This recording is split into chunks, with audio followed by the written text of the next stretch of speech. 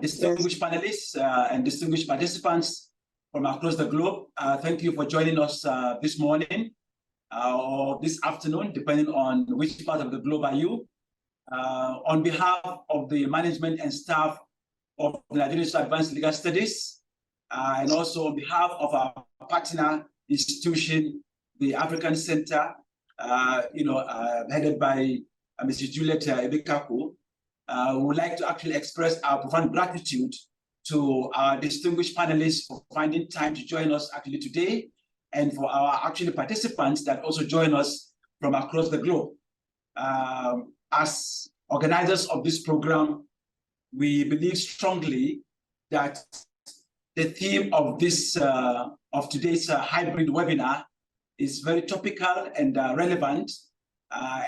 Coincidentally, yesterday, permit me to start with the conclusion of the ECOWAS chairman and the president of the Federal Republic of Nigeria at the UN General Assembly in New York yesterday. In his concluding remark, he did actually emphasize that Africa is the gateway to the future of the world. He also did say that Africa is not to be pitied by any country or by any group of actually institutions, and that Africa wants to be respected, and Africa needs partners in progress for sustainable development, and therefore we will have an open programs to accommodate all. I believe strongly that this concluding remark of the ECOWAS chairman and the president of Nigeria in New York yesterday sums up actually the theme of our actually webinar today. For us as organizers, we chose this theme from actually 4 fundamental actually points. Number one, we believe that it is a paradox in the first instance, that we have, a group of actually people in their billions, 1.3 billion people in Africa, living in poverty in the midst of plenty. When Africa is described, as actually the richest actually continent in the world, and yet 1.3 billion people or thereabouts are actually wallowing in poverty. It is essentially a paradox, and it is largely because Africa's natural resources are being looted and relooted. You have illicit financial actually flows out of Africa to transit nations, to destination countries that are largely safe havens, and there are also essentially also wealthy nations. And so we believe that these have actually essentially also put Africa in a debt trap situation where financial options for sustainable development in Africa have become increasingly actually elusive.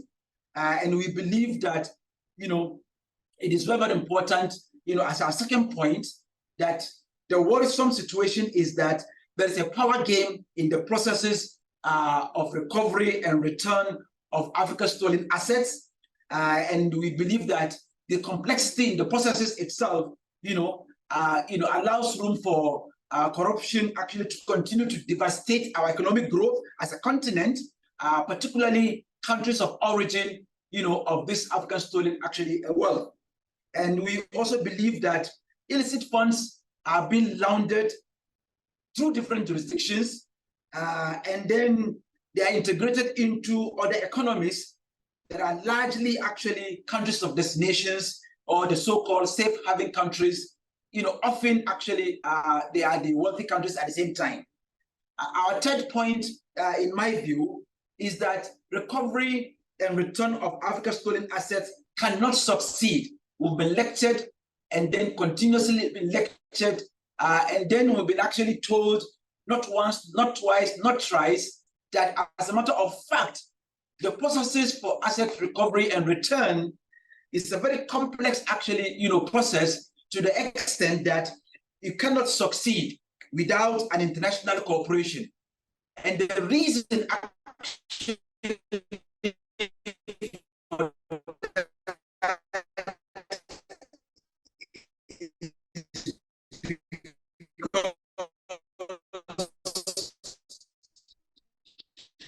the process itself of collection of intelligence, enforcement orders, and asset, destination country or the demanding state.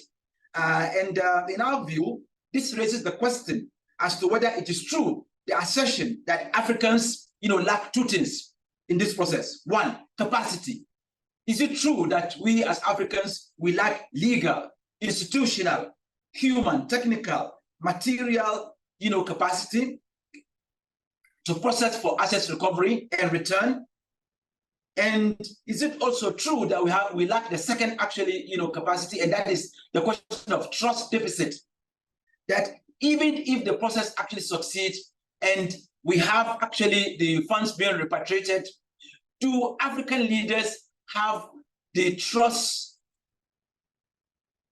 element, for them actually to really effectively manage the repatriated funds back to the countries actually of origin, or to the people, in those countries, where they've been wallowing in poverty, for them to really have their actually human security, particularly human and social welfare addressed? The argument has always been raised that, African leaders, are feared that they may reloot again, the repatriated funds. And that raises the question of the trust deficit, in the African contents, as far as these assertions are concerned. Now, whether these two challenges are related to the processes of assets recovery and return for effective management in African countries for the common good of all Africans, whether these two key challenges are true, capacity lacking and also trust deficit also lacking. Now, these are some of the issues that we are interrogating and then also exploring the way forward. And we believe strongly that it will add value to the discourse as we move along. And it also raises another fundamental question as far as I'm concerned. If Africans actually lack these two elements, then what then will motivate safe havens or countries of destination or the wealthy countries, that serve as the countries of destination to recover and return such African stolen assets, that are hidden in their jurisdictions? Is it actually about national interest first? Or is it about, a sense of obligation that they owe to the countries of actually origin and the people of countries of origin, like Africa?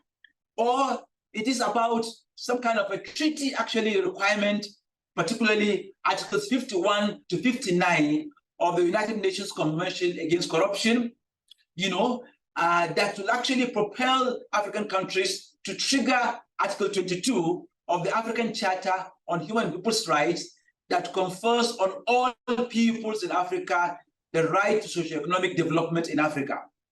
Now, we cannot actually realize meaningfully this right to development, if we have African stolen assets, thriving in countries of destination, and we have continuing illicit funds, outflow out of Africa through transit nations and then to countries of destinations, and then to our disadvantage. Because the reality of ground is that African stolen assets, are essentially, creating actually a boom in actually economic growth in countries of destinations. So the disadvantage